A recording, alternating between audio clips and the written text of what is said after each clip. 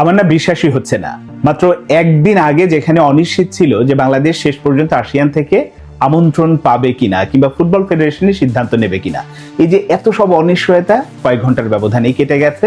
ASEAN থেকে আমন্ত্রণ পত্র পেয়েছে, ফুটবল ফেডারেশন জরুরি মিটিং করে সিদ্ধান্ত নিয়েছে যে তারা এই টুর্নামেন্ট খেলতে যাবে। ধন্যবাদ বাংলাদেশ ফুটবল ফেডারেশনকে। এখন একটু ছোট্ট করে আসলে বলে নিই যে এই টুর্নামেন্টটা বাংলাদেশ ফুটবলের জন্য এত বেশি গুরুত্বপূর্ণ কেন, বা কোন গ্রুপে বাংলাদেশ খেলবে, এই টুর্নামেন্টের ফরম্যাটটাই বা কি হবে, বা বাংলাদেশ কেমন করতে পারে, এই সব কিছু নিয়ে একটু বলার চেষ্টা করব, আশা করি শুনবেন। শুরুতে একটু বলে নেই যে ফিফা আসিয়ান কাপ, আসিয়ান কাপটা কি এটা সবাই কম বেশি যারা ফুটবলের খোঁজ খবর রাখেন জানেন। তারপরেও একটু বলে দিই, সেটা হচ্ছে যে আমাদের যেমন সাউথ এশিয়াতে সাফ একটা ফুটবল অর্গানাইজেশন, একইভাবে দক্ষিণ পূর্ব এশিয়ার যে দেশগুলো আছে তাদের নিয়ে এই আসিয়ান অঞ্চল এবং ওই দেশ মানে ওই অঞ্চলের দেশগুলো এরকম একটা ফুটবল টুর্নামেন্ট অনেক আগে থেকেই খেলে। তো এবার যেটা হয়েছে যে ফিফা এর সাথে যুক্ত হয়েছে, ফিফা এখানে অর্থ দিচ্ছে, অনেক কিছুই সাপোর্ট দিচ্ছে, ফলে যেটা এটার নাম খানিকটা পরিবর্তন হয়ে ফিফা আসিয়ান কাপ হয়েছে। শুধু নাম পরিবর্তন নাই, এই টুর্নামেন্টের মান বলেন, জৌলস বলেন, সবকিছু মিলেই অন্যরকম একটা মাত্রায় গেছে, মানে আগের যে কোনো সময়ের তুলনায়। তো বাংলাদেশ বা ইন্ডিয়া, পাকিস্তান তো আসলে আসিয়ান সদস্যভুক্ত দেশ না, তাদেরকে আমন্ত্রণ জানানো হয়েছে অতিথি দল হিসেবে। বাংলাদেশকে তো শুরুতে আমন্ত্রণ জানানো হয়েছে, আমন্ত্রণ জানানো হয়েছিল ভারত এবং পাকিস্তানকে। ভারত শেষ মুহূর্তে ব্রাজিলের বিপক্ষে ম্যাচ খেলবে জন্য নাম উইথড্র করে নিয়েছে, সেই জায়গায় বাংলাদেশ আসলে সুযোগটা পেল। এখন এই আসিয়ান কাপের এবার যে ফরম্যাটটা, এখন খেলছে 14টা দল। এখন 14টা দল নিয়ে ফিফা উইন্ডোর মধ্যে, একটা ফিফা উইন্ডোতে যদি আপনি একটা টুর্নামেন্ট করতে যান, লম্বা একটা সময়ের দরকার, সেটা কাভার করবে না, খেলোয়াড় পাওয়া না পাওয়া, এটা নিয়ে অনেক রকম ঝামেলা আছে। সেই কারণে আয়োজকরা যেটা করেছে, এই 14 দলের টুর্নামেন্টটাকে দুটো ভাগে ভাগ করেছে। একটা হচ্ছে যে প্রিমিয়ার ডিভিশন আর একটা চ্যালেঞ্জ ডিভিশন। এখন প্রিমিয়ার ডিভিশনের স্বাগতিক দেশ হচ্ছে ইন্দোনেশিয়া, আর চ্যালেঞ্জ ডিভিশনের স্বাগতিক দেশ হচ্ছে হংকং। বাংলাদেশ খেলবে প্রিমিয়ার ডিভিশনে, এবং প্রিমিয়ার ডিভিশনে ইন্ডিয়াকে আমন্ত্রণ জানানো হয়েছিল, এবং বাংলাদেশ আবার খেলবে হচ্ছে গ্রুপ এতে। সেখানে অপোনেন্ট হিসেবে আছে স্বাগতিক ইন্দোনেশিয়া আছে, মালয়েশিয়া আছে, সিঙ্গাপুর আছে। এই টুর্নামেন্টের কোনো রকম কোনো সেমিফাইনাল বা আদার্স কোনো ফরম্যাট রাখা হয়নি, তৃতীয় স্থান নির্ধারণী এরকম না। দুটো গ্রুপ থেকে, মানে এক হচ্ছে প্রিমিয়ার ডিভিশন আর একটা হচ্ছে যে চ্যালেঞ্জ ডিভিশন, দুটো দিক থেকে, মানে দুটো ডিভিশন থেকে কিন্তু দুটো দল চ্যাম্পিয়ন হবে, তাদের জন্য আলাদা আলাদা প্রাইজ মানি আছে এবং পার্টিসিপেশন মানিও আছে। তো বাংলাদেশ গ্রুপ পর্বে 3টা ম্যাচ খেলবে, এটা তো কনফার্ম, মালয়েশিয়া, সিঙ্গাপুর এবং ইন্দোনেশিয়ার বিপক্ষে। সেখান থেকে যদি গ্রুপ চ্যাম্পিয়ন হতে পারে, মানে দুটো গ্রুপ চ্যাম্পিয়ন, এ এবং বি গ্রুপ, এবং এই এ বি গ্রুপের চ্যাম্পিয়ন দল খেলবে হচ্ছে ফাইনাল। টুর্নামেন্টটা হবে আগামী 26শে সেপ্টেম্বর থেকে 4 অক্টোবর, এবং এই সময়ের মধ্যে গ্রুপ পর্বের ম্যাচগুলো ফাইনাল সবকিছুই হয়ে যাবে। এবং এই যে পার্টিসিপেশন মানির কথা বলছিলাম, বাংলাদেশ শেষ পর্যন্ত কেমন করবে, যদি ফাইনালে খেলতে চায় তাহলে তো বাংলাদেশকে আসলে গ্রুপ চ্যাম্পিয়ন হতে হবে, সেটা কতটা সম্ভব সেই আলোচনা হয়তো পরের জন্য তোলা থাকলো।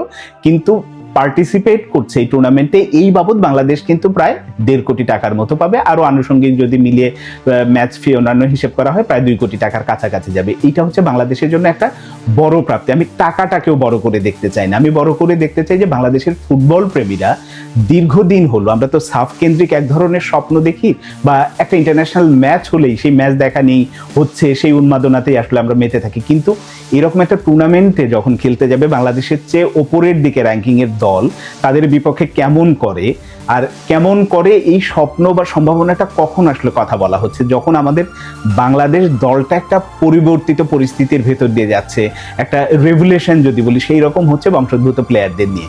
এই দলে হামজা চৌধুরী, সমিত সোম, জামাল ভুঁইয়া, তারিক কাজী বলেন, বা আমাদের রাকিব, মুরসালিন বলেন, প্রত্যেককেই আছে। তাদের সাথে এবার যেটা নতুন করে যুক্ত হচ্ছে ফারহান আলী ওয়াহিদ। ফারহান আলী ওয়াহিদ আসা মানে আমাদের দলের শক্তিমত্তা বলি বা সবকিছুর দিক থেকে অনেক বেড়ে যাবে। তো এখানেই শুধুতে শেষ না, আমি জানি না জায়ন হাকিমের আসলে কাগজপত্রের কাজটা সম্ভবত এই সেপ্টেম্বর উইন্ডোর আগে হওয়াটা মুশকিল আছে, মানে এই ফিফা এশিয়ান কাপে তাকে পাওয়াটা মুশকিল আছে। ট্রেভর ইসলামেরও একই অবস্থায় আছে।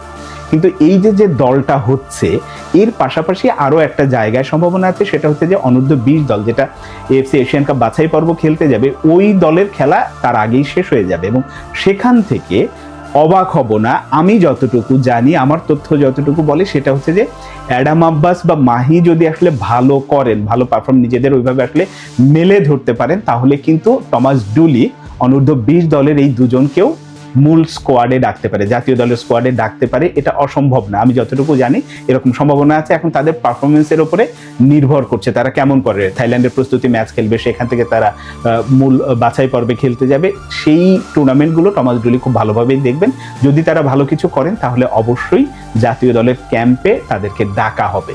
কারণ আপনাদের নিশ্চয়ই মনে আছে জায়ান হাকিম যখন অনূর্ধ্ব 23-এর ওই এফসি এশিয়ান কাপ বাছাই পর্বটা খেললো, তার আগে মনে হচ্ছিল যে আসলে কি হবে, তাকে নিয়ে এখনই জাতীয় দল না, এখন এইরকম অনেক কিছুই বলা হয়েছিল ফুটবল ফেডারেশনের পক্ষ থেকে। কিন্তু শেষ পর্যন্ত তিনি যখন ওই অনূর্ধ্ব 23-এ ভালো করেছেন, তাকে জাতীয় দলের সুযোগ দেওয়া হয়েছে এবং তিনি এখন জাতীয় দলের নিয়মিত সদস্য হয়ে গেছেন। তো ওই একই ব্যাপারটা ঘটতে পারে অ্যাডাম আব্বাস কিংবা মাহির ক্ষেত্রে। আমি আগেই জয় ড্র এরকম বড় স্বপ্ন দেখতে চাই না। হ্যাঁ, বাংলাদেশ পার্টিসিপেট করছে, এটাই সবচেয়ে বড় কথা।